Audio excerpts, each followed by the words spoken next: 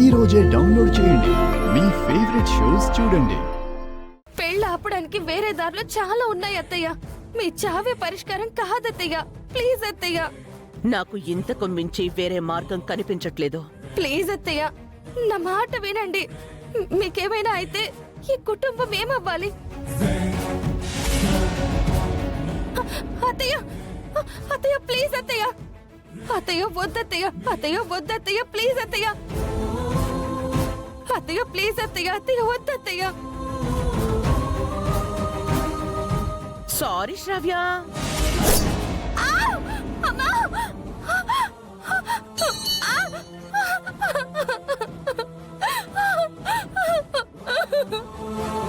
అయ్యో శ్రావ్య, ఏంటి ఇలా చేసుకున్నావు? ఎంత పనిచేస్తావు శ్రావ్య? ఒరే నందు, యావండి, అదితి త్వరగా రండి, శ్రావ్య చేయి కోసేసుకుంది. తొందరగా రారా. శ్రావ్య, నీ చేతికి ఏమైంది? ఎలా కట్టయింది? అయ్యో, ఏమైందమ్మా? అది అత్తయ్య. దెబ్బ తగిలితే శ్రావ్య అమ్మా అని అరవాలి గాని అత్తయ్య అని కాదమ్మా. కత్తులు చాకులు శుభ్రం చేసేటప్పుడు జాగ్రత్తగా ఉండాలి గాని ఇలా చెయ్యి కోసుకోవడం ఏంటే?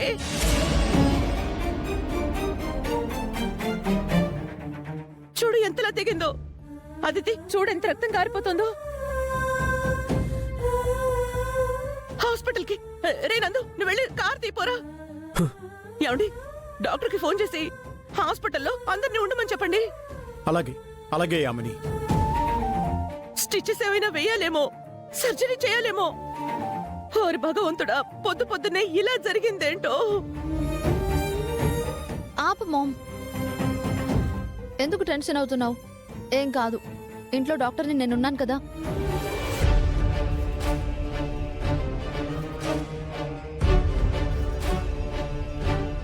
పెద్దగా ఏం కట్టు కాలేదు. ఫస్ట్ ఎయిడ్ బాక్స్ తీసుకురా అన్నయ్య.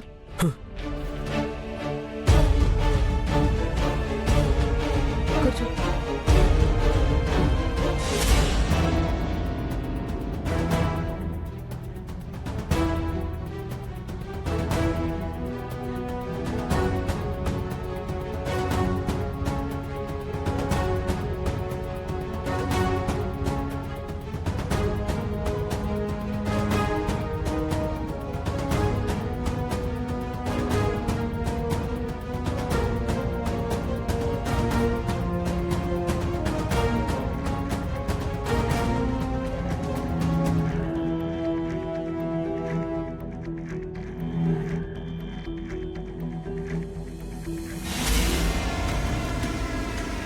అమ్మా శ్రావ్య, కత్తులు అవి నువ్వెందుకమ్మా క్లీన్ చేయటం?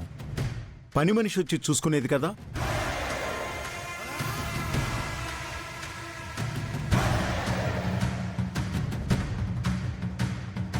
పెళ్లి ముహూర్తాలు పెట్టుకోవడానికి వెళ్తావా?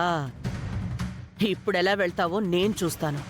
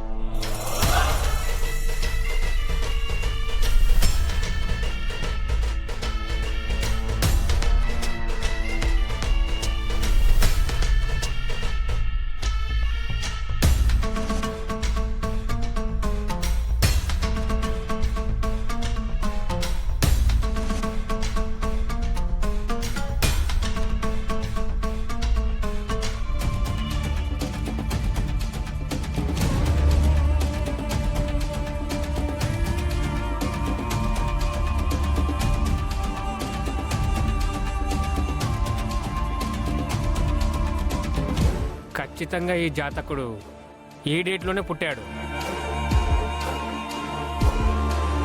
వెంటనే గురుగారికి విషయం చెప్పాలి, లేదంటే రేపు గురుగారి మీద నింద పడుతుంది. రేపు వీళ్ళ పెళ్ళై ఏదైనా జరగరాని జరిగితే గురువుగారిని తప్పు పడతారు. గురువుగారి మీద నింద పడకూడదు. ఇప్పుడే అసలు నిజం చెప్పాలి.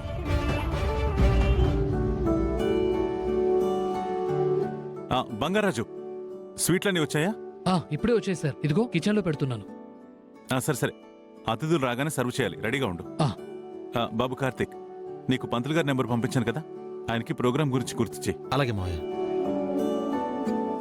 గౌతమ్, పూలదండలు, ఎంగేజ్మెంట్ రింగ్స్ అన్నీ వచ్చేసినట్టే కదా? వచ్చే నాన్న. తాంబూలం ప్లేట్స్ అన్నీ వచ్చేసినట్టే కదా? నాన్న, మీరు టెన్షన్ అవ్వకండి, నేను చూసుకుంటాను. మీరు టాబ్లెట్స్ వేసుకున్నారా?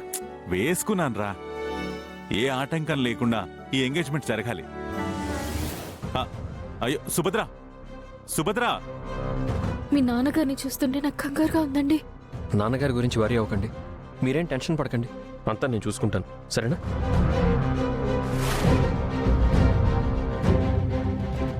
ఏమండి, ఇంద్ర ఫోన్ కలవట్లేదండి. ఎన్నిసార్లు చేసినా నాట్ రీచబుల్ అని వస్తుంది. అదేంటి, ఇందాక నేను మాట్లాడాను కదా, అంతలో ఏమై ఉంటుంది? ఇటివు, నేను ట్రై చేస్తాను. నాన్న ఇంద్ర ఫ్లైట్లో ఉండి ఉంటాడు కదా, కాల్స్ కలవు. అవును కదా, ఫ్లైట్ దిగ్గానే ఫోన్ చేస్తాడేమో. సుభద్ర, నువ్వేం టెన్షన్ పడకు.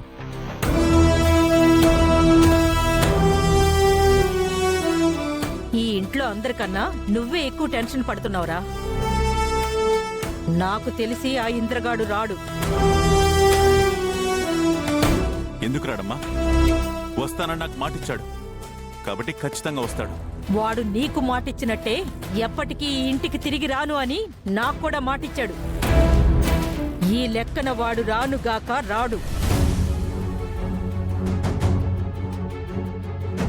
అమ్మా ప్లీజ్, ఇంట్లో శుభకార్యం పెట్టుకున్నావు, దయచేసి నువ్వు అలా మాట్లాడకు.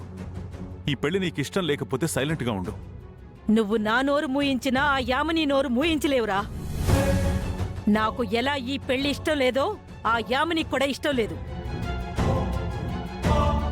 ఈ పెళ్లి ఆపడానికి తనేమైనా చేస్తుంది, ఎంతకైనా తెగిస్తుంది.